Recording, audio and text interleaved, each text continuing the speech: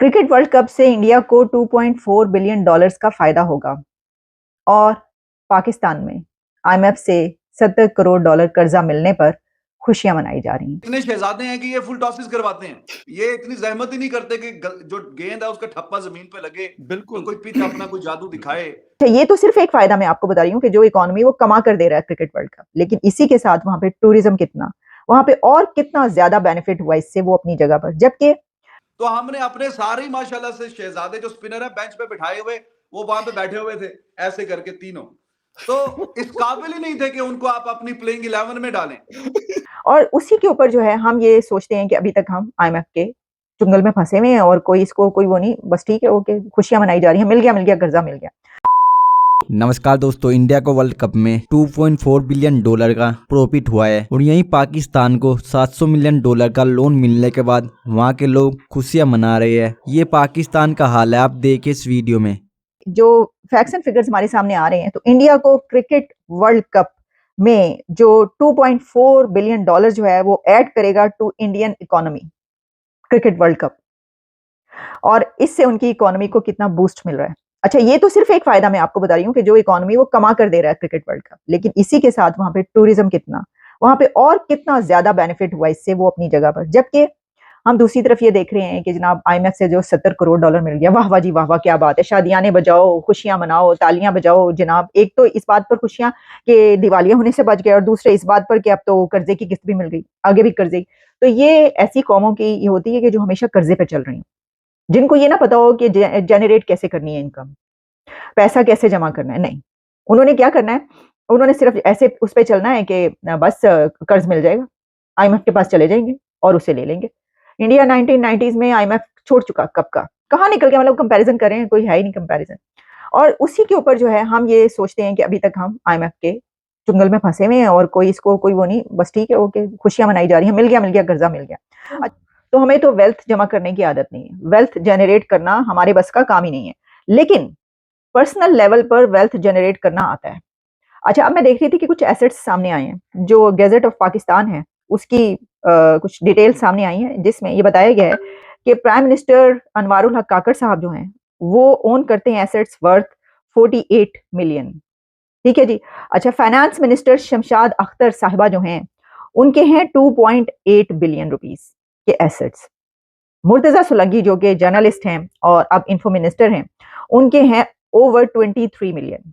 Okay, लेकिन इसमें एक और चीज सामने आ रही है, और वो ये है कि जो शमशाद अख्तर है, उनके जो डिक्लेरेशन है उसमें उन्होंने जो प्लॉट डीएचए में, यानी सबसे जो हाई फाई सोसाइटी डीएचए, उसमें जो प्लॉट है उनका 1,25,000 रुपीज, 1,25,000 रुपए उसकी कीमत लिखी है। आप मुझे ये बताइए कि किसी प्लॉट की डीएचए में 1,25,000 का आपको मिलेगा? हाँ जी, ये वैल्यू लगाई गई जब एसेट्स डिक्लेयर हुए। अच्छा, सिर्फ यही नहीं बल्कि लिखा है उसके अंदर के जो पीएम साहब हैं हमारे काकड़ साहब, वो जो रहते हैं, जब से ही पैदा हुए हैं वो किराए के घर पे रहते हैं। उनका कोयटा में किराए का घर है, मेरा तो अपना घर ही नहीं बनाया, इतने गरीब गुरबा से उन्होंने उठाया है प्राइम मिनिस्टर के। वो कह रहे अच्छी बात है, गुर्बत से अगर कोई आई जाए तो देखिए उनकी गुर्बत में फिर हमें ये पता चल रहा है कि प्राइम मिनिस्टर साहब जो है 10 तोला गोल्ड जो है उसकी वैल्यू उन्होंने लिखी है 80,000 रुपीज, 80,000 रुपए का 10 तोला गोल्ड उनके पास। अब यहाँ पे ना मजे की बात क्या है, किसी गरीब के पास कोई गोल्ड होगा तो उसकी कीमत और होती है, और किसी प्राइम मिनिस्टर के पास गोल्ड होता है तो उसकी 10 तोला 80,000 में आ जाता है। तो सब वो लिख रहे थे, कह रहे थे कि भाई हमें भी चाहिए, हमें भी ऐसे एसेट्स चाहिए, हम भी चाहते हैं कि हमारा अगर 2 कनाल का प्लाट है तो वो उसकी कीमत जो है वो जितनी इन लोगों की निकल रही है वैसे 25,000 कीमत निकल आए उसकी। इसी तरीके से जो गोल्ड है वो 10 तोला हमें 80,000 में मिल जाए, हमारी तो कई एक बेटियों की शादियां हो जाएंगी।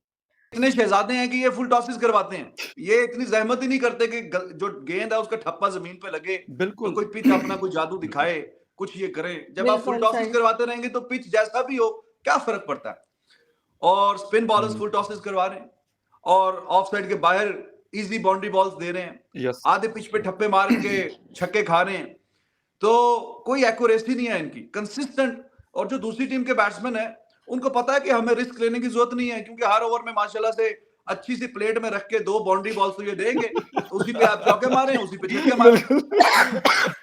और उसके साथ फिर अब हम अब मतलब अब कितने साल हो गए हैं उसको खेलते हुए, शादाब को 8 9 6 7 साल हो गए हैं। नवाज भी काफी अरसे से अब टीम में है, उसामा को भी लेके गए हैं। तो तीनों आप देखिए, हमारा टेक्निकली एक नॉकआउट मैच था न्यूजीलैंड के खिलाफ जो मस्ट विन था, तो हमने अपने सारे ही माशाल्लाह से शहजादे जो स्पिनर है बेंच पे बिठाए हुए, वो वहां पे बैठे हुए थे ऐसे करके तीनों, तो इस काबिल ही नहीं थे कि उनको आप अपनी प्लेइंग 11 में डालें, क्योंकि उन पे कोई भरोसा ही नहीं था। पूरे वर्ल्ड कप में उन्होंने बेकार परफॉर्मेंस दिखाई।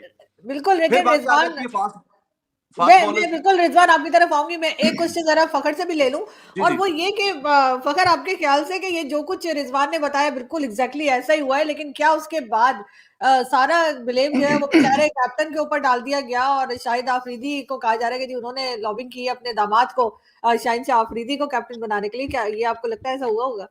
देखिए, पाकिस्तान में ये कोई पहला वर्ल्ड कप नहीं है। 1999 में जब हम फाइनल खेल के ऑस्ट्रेलिया से हारे और 132 हमने किया, और उसके बाद आराम से वसीम अकरम की कैप्टनसी में उस वक्त से लेके मतलब थोड़ा सा क्रिकेट की सही समझना उस वक्त शुरू किया था। उस वक्त से लेके ये तकरीबन 23-24 साल हो गए। यही होता है, कोई बड़ा इवेंट आता है, उसको हम हारते हैं, टीम वापस आती है, इसके बाद मतलब जिसे कहते हैं उलट पुलट के सारी चीजों को रख लिया जाता है। मैं ये नहीं कहता कि कैप्टन बाकी दुनिया के चेंज नहीं होते, चेंज होते रहते हैं, कोई मसला नहीं है, but what the thing is कि आप अगर एक सारी चीजें एक बंदे के उस पे शोल्डर्स पे डाल दें। मैं मानता हूं कि साउथ अफ्रीका के मैच तक जो कैप्टनसी थी बाबर की, वो बहुत मतलब अच्छी नहीं थी। वो लगता ही नहीं था कि कोई कैप्टन जो है वो या कोई दूसरा प्लेयर ग्राउंड के अंदर मौजूद है।